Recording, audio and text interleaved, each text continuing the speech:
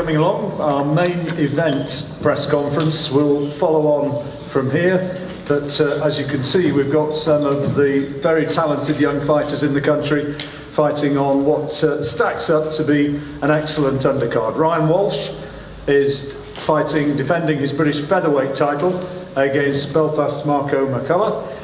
Chris Hobbs up against Anthony Yarde, which is for the Southern Area light heavyweight title. And as well as that, a very good contest between two undefeated super welterweights, Joe Pigford and Aaron Morgan, who are also up here on the top table. Well, Frank,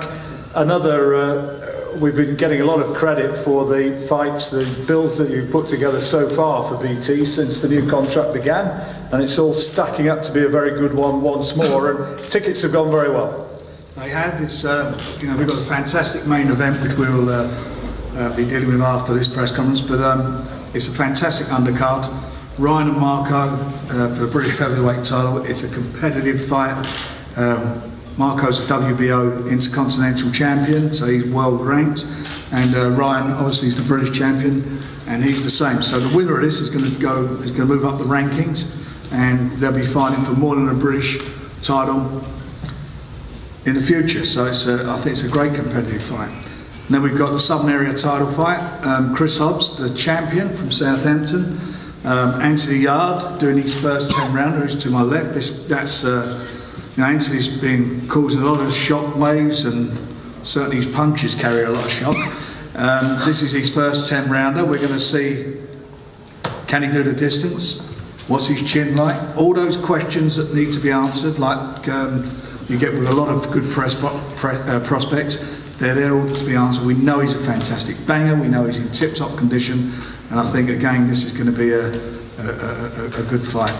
Daniel Dubois, he's apparently caught up in traffic at the moment. He's on the undercard against Dave Howe, who's here. So we'll talk about that when he gets here later. And you can, if you need to ask anything, you can. And it's a fantastic undercard. Some good youngsters there. Pick-out fight: Joe Pigford against Aaron Morgan. Both of them are 12-0, as they say. Somebody's O is going to go, and that's got the hallmarks of being the fight of the night. So it's going to be a great fight card for the fans, as always. Absolutely. And how close are we to sell out? There's a few left, but not a huge amount. There's a few left, so you want to get your tickets, get onto Eventum, and that's where you buy your tickets, and hopefully we'll be fully sold out. The atmosphere is going to be fantastic. Without a doubt, this is a good quality fight card. Let's hear from Aaron and Joe first of all. Frank's identified that super welterweight fight as potentially the fight of the night, both 12-0.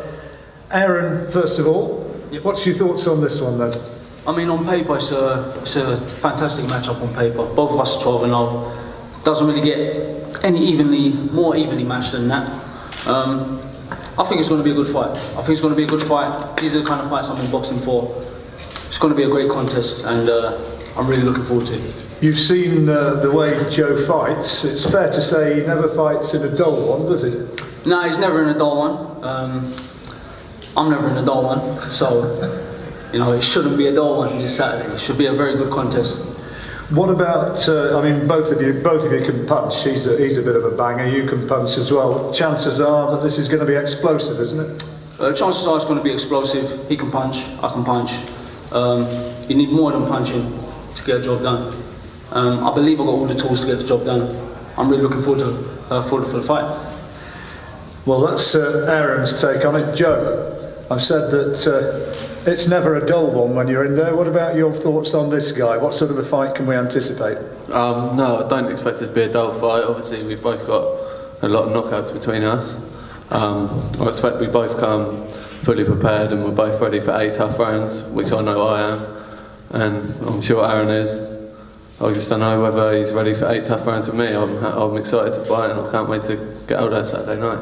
Do you think you're the more battle hardened, that you're taking him to an area where he's not been before? Oh, 100%. He's never been in a ring with me, so that he will be in a place that he's never been. But I wouldn't say none of us have boxed great standard of opponents. Maybe mine is definitely a little bit better, but I wouldn't nothing to judge a fight by.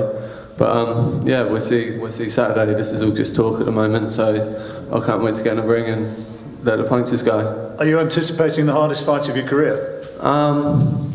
Like you say, on paper it's the hardest fight of my career, but just because on paper we're both better opposition, it doesn't mean that's the way it's going to be. So we'll see if he comes and starts opening up and trying to land big shots on me, it leaves him open. So it could go quicker. You don't know. Going to be fun, Frank. Well, it is. You know, they've had 24 fights between them, and they got 19 knockouts between them. So I'd say there'll be some fireworks there, that's for sure.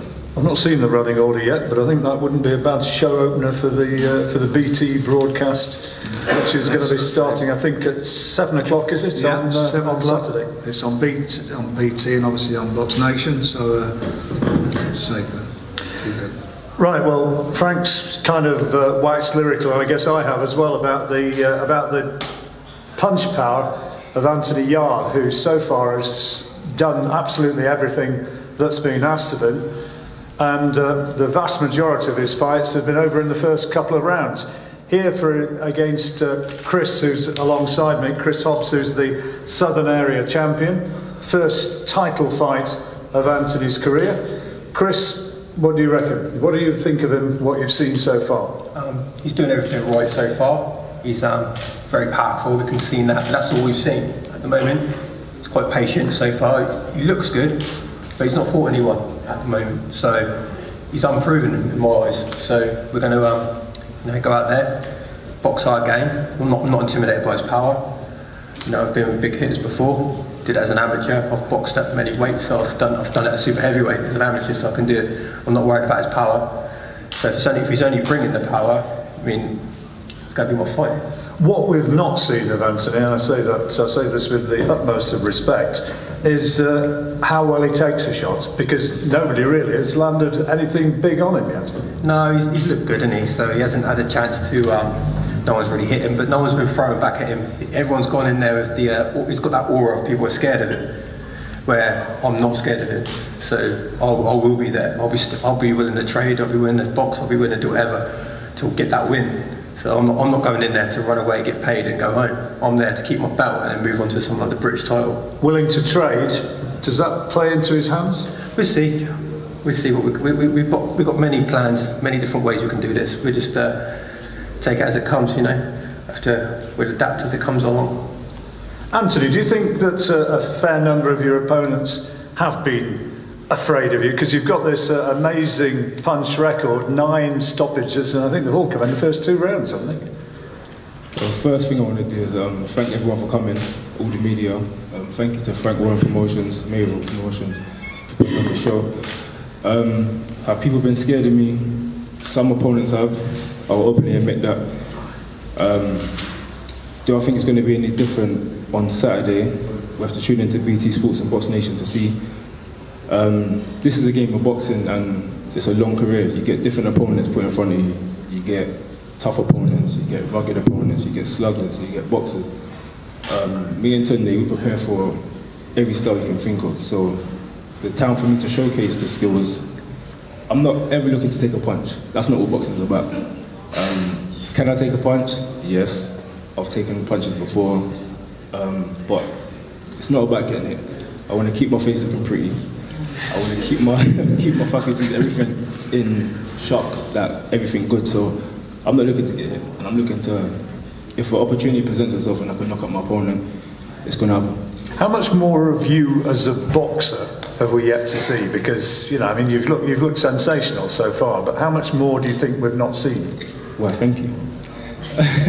But there's a lot more to see. As I said, different times of your career, you get different opponents.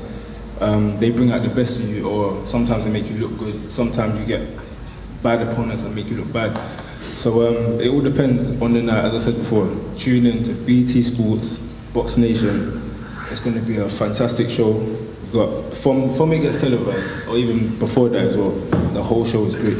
Have you seen much of Chris? Do you think he's going to push you into a higher level? I haven't seen too much of him. That's not meaning I'm underestimating him or anything like that. I don't underestimate no opponent. Each fight that I've had so far has got me to this point, so I've taken every fight seriously. I haven't seen much of him at all. I feel like that's Tunde's job. Tunde will break down little things and we'll work on certain things to do the job. Has it got to the level yet where, you know, you walk down the street and people are starting to realise who you are? Because a lot of us out here have seen exciting fighters who've come through in the past, and, you know, we've all remembered the likes of Nigel Benn and such like, who eventually had that amazing crossover appeal. Have you started to sense a bit of that yet?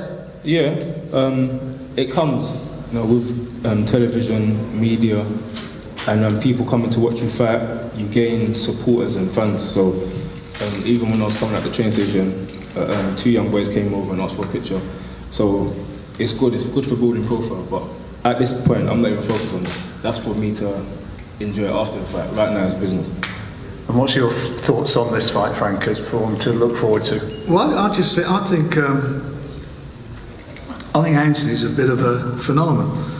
We have 12 amateur fights, and he's had 10 pros. He's had his whole career 22 fights. And you look at some of the guys, the amount of amateur fights they've had. How many did you have?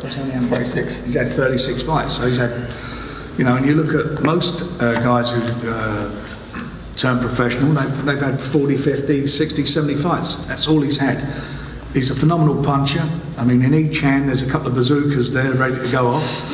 As we said, there are a few things that we need to know, and I'm sure we'll find out in time, as we do, you know, as you do with all boxers. But for dedication, for training, for what him and Tunde do together, and Tunde's done a brilliant job. You know, he does remind me of Nigel Benn when he turned professional, no doubt about that. That you can't blink.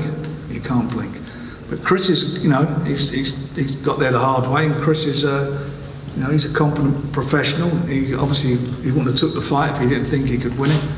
So we will see on the night. But, you know, Anthony's my man, and I, you know, I've got every confidence and faith in him. And I think I've got a problem at the moment is how you match him. Yeah. Because he obviously needs to get experience.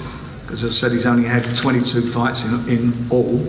And it's making the right matches at the right time. But up to now, he's looking like a seasoned pro.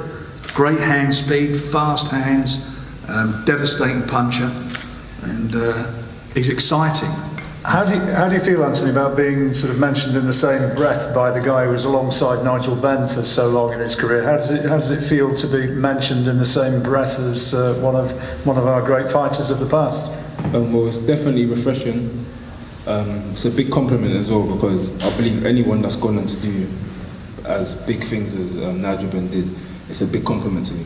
But one thing I'm trying to keep in my mind is that I'm Anthony Yarde, and I'm trying to make my own name. So it's a great comparison, and it's a good thing. It's a good thing that I've been put in that kind of bracket so early in my career with such limited experience. So it's motivating for me.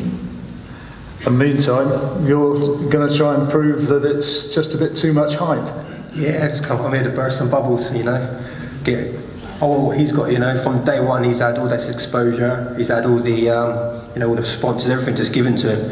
Where I've been in these small hall shows working hard and, you know, doing it all by myself, just for my team. So now it's time to step up, and, you know, if I go, suddenly my name's the big thing, suddenly I'm sat where he's sat, you know, in that sort of sense of prestige and being known. And that's what I want to be, you know. I want to try and get as far up in the sport as I can. And I want to get to that British title, so. Sorry to interrupt, can I just say one thing? Nothing in life is given. You work for what comes to you. So when people are saying things were given to me, or I'm getting all this, I'm getting that, as Frank Owen said, I work hard. Anyone that comes to my gym and sees me train, I work hard, and that's day in, day out, 24/7. Dave, you came to the gym. So people come to the gym and watch me train. I don't take the sport as a no joke thing. So nothing's given. Okay.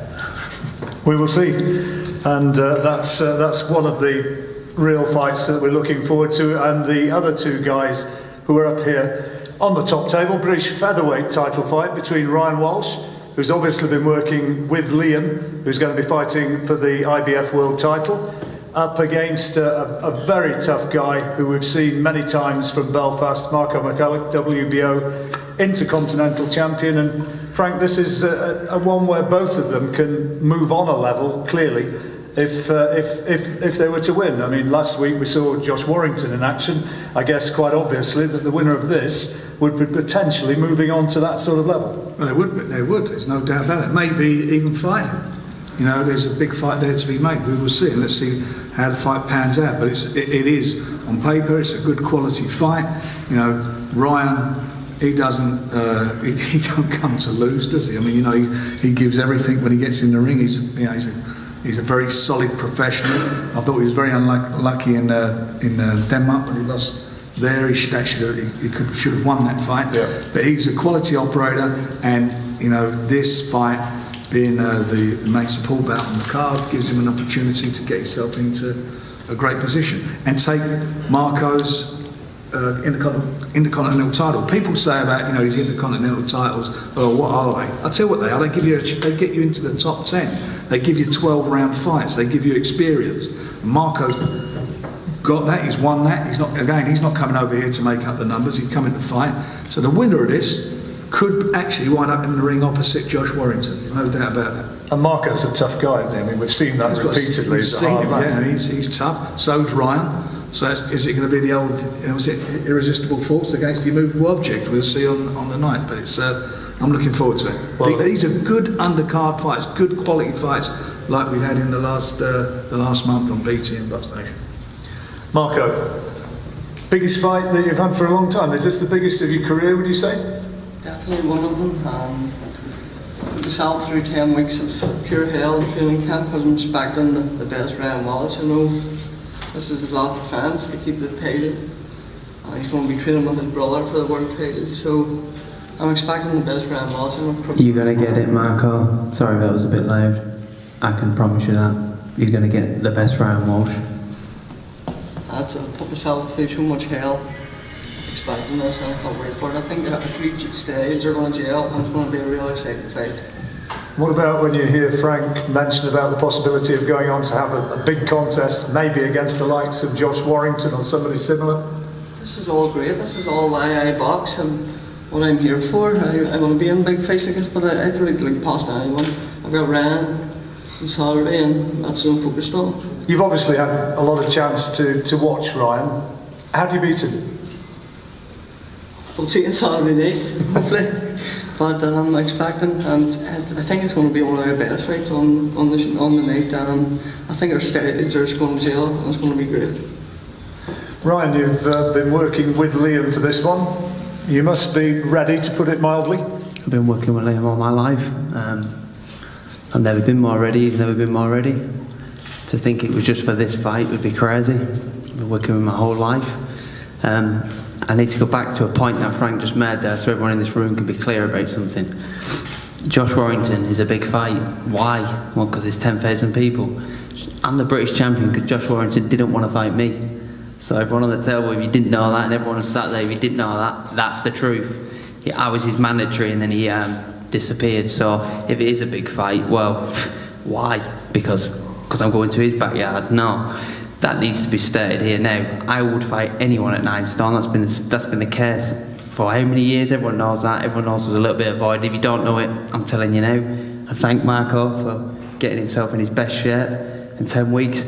Honestly, that just isn't enough. This is a lifetime. This is 14 years. So I don't want to run on. I don't want to get too emotional. Obviously, we've got my fight with my brother, and that's huge to me, but I know what my job is. My job's to come here, do my best, which you're right, Marco, I am prepared. I will be my best. I've never made an excuse in my life, but the one thing that's probably made me a little bit emotional is this big fight aspect with Warrington. Big fight, why? The guy didn't want to fight me. He disappeared. You know, I think 3 times we could have fight, and it never happened. So I would never look past an opponent, neither Marco. I'm exactly the same as you on that, and I respect that. So I don't even care about Warrington. But I don't like him being named in the same breath as me for what? A WBC international champion? He won a European against whoever. He never travelled. He never done nothing. I'm the uncrowned European champion. And I watch that fight. You've got your own opinions. I don't need to lie to myself. The only person who's beat me is Lee Selby. Nobody else. Not even the draws. That's a lot of rubbish too. So sorry to rant and rave, but when I hear his name mentioned as always a big fight for me, how? What? Because I've got to go to his backyard. It's not a big fight for me. He's not big to me. He ran away from me. So. That's that with Warrington. I won't go on about that. Marco, I've been watching you since you beat Casey. I have all the ultimate respect for you. I'm in my best, I have to be. And I've been training with my brother for a world title fight, and it's helped me loads. I trained for him for his world eliminator title fight, that helped me loads. As you can tell, every time I talk about the fights, because of the aspect of the Liam's world title fight, it's making me, I need this, I want this. I've never wanted to win a fight so much in my whole life. And I've been here before, and I thank Frank for putting me and Liam on a show before, nearly a year ago, well, just over a year ago, April 30th. We've done all this before, we've had our dress rehearsal, and I can't wait to perform for the Family Army, perform for BT. That's another thing for me. I've boxed on Box Station, Sky, Santana, BT. I don't know if there's many fighters who's had an array of different broadcasters to fight on, having been on BBC, I think, as an amateur. So I'm blessed. I'm really grateful for where I am in my career. Again, thank you, Frank. I know we had a little gap there in the middle, but since I've been back, I've been very, very happy. And yeah, I've run on a little bit here. Sorry about this, John, but yeah. How tough is it going to be, Ryan? Because, I mean, you are an emotional sort of guy, and you're very, very close to your two brothers. How tough is it going to be going out there for, obviously, a very important fight, defending your own title against a guy who, we don't know, he's well capable of beating you?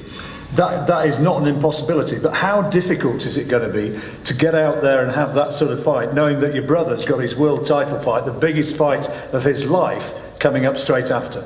Yeah, and this is where you get to test how professional you are, because and again, I'm very lucky. I've been here with my brother in exactly the same position, fighting for a world title eliminator and a world title. There's not much difference, is there? Because you're right there. You're 36 minutes away from that. There's not a massive amount of difference from this in the sense of we both defended our British titles on that night, and then we had that feeling. I had to go back to the change room knowing if I don't come back happy, he's not going to be happy. I know this. That's the pressure, and that's something that I thrived in. From the experience I've had of it, the one man time I've had of it, that experience done me the world of good. I didn't fall under that pressure, craving. I was happy with myself, and I was happy to make Liam happy when I got back in the dressing room. I know you've got your eyes on your big fight, but I think when we come to be actually talking up here about the world title fight, the main fight of the night, there's a guy called Mr. Mayweather who might be dominating proceedings just a tiny bit. So while he's not here, just tell us how Liam's been looking in the run-up to this world title fight, because you've been working with him. He's with the bookies, a significant outsider. Have they got it wrong? Oh well, the bookies this year. Let's have a look. Should we go through a few? Bellew, thank you. That's the end of that one. There's another one, another big one. The bookies don't know about boxing, and anyone who knows boxing knows what that middle bit, that pause was about. They don't know nothing about boxing. They listen to Mayweather. They say this guy could be brilliant, but Liam Pedraza, and that was an impressive performance, by the way, but they don't get to be in the privileged position I'm in. I do see my brother. I see him from the start. I don't like using the word camp. We train all year, but this is a Pacific fight for a Pacific opponent. It started on January the 12th. So I've seen that transformation from then to here. I've never seen him been better, faster, and happier. This is the happiest I've seen him into a lead up to a fight. Why is he happy? Because he's just about to make his dream come true. And mine, and Michael's. This is a family dream. This is something that, and I know my twin brother. The most pressure I had in my life was fighting just before him, defending 2 British titles, and I know what that pressure done to me. He's going to have the exact same thing. Come Saturday night, that pressure's going to be, he's going to have a choice. He's going to have a decision in his character. You will find out about my brother's character when he walks that ring, and he's got the whole world on him, plus his 3 brothers. And I guarantee he'll be a diamond. He won't be a lump of coal. I guarantee it. You are amazingly close as a family, the two of you obviously as twins, and Michael who's here as well, and you've been together right the way through. If Liam wins this, and were you to retain, and you're still together, you have that celebration afterwards, just try and put into words what it would mean for you as 3 incredibly close brothers if that were to be the outcome come the end of proceedings on Saturday. I was just asked this question by Michael from BT, and the happiness doesn't do it. I think right at that point, us 3 can just disappear.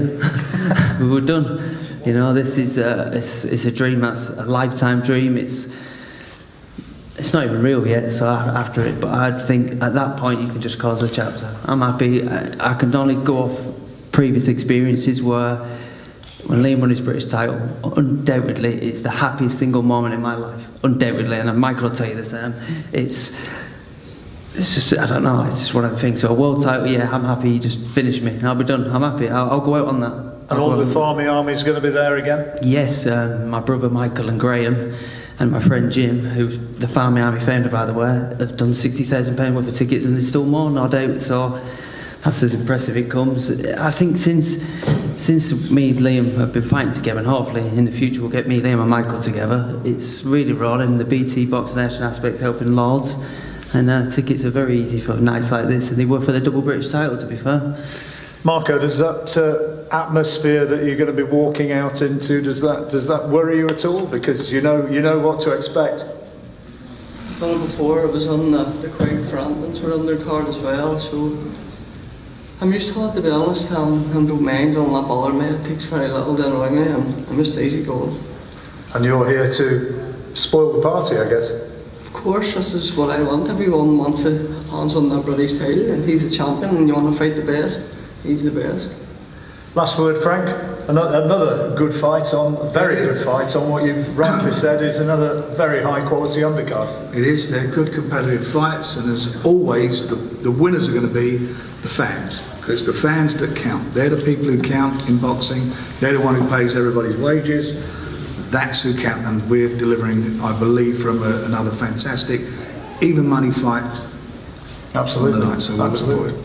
Well, you'll have chances to do one-on-ones and photographs as well, I'm sure, for you photographers who are here, for your various organisations. Are there any questions from the floor for any of the fighters who are up here before you speak to them one-on-one? No? I think I answered all mine, John. Yeah, well, yeah, you were in good form today. Well done. I don't think I've left much, sorry. Okay, well, thank you very much. We've got the main event which we'll be concentrating on after that. The guys here are all going to be sticking around, so if you've got any further questions you want to put to them or speak to them about their contests and about the backstory as well. I mean, with all due respect to Marco, the whole Walsh backstory is a remarkable one. Lovely to see the three of them here doing well and continuing the story. Thank you very much, and we'll look forward to the main event in just a few minutes' time.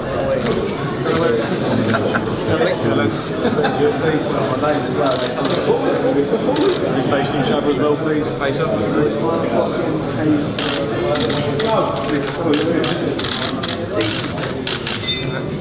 Cheers, guys. Thank you very much. Aaron. Phelps, and if you haven't already subscribed to my YouTube channel, make sure you go ahead and do so by clicking right here.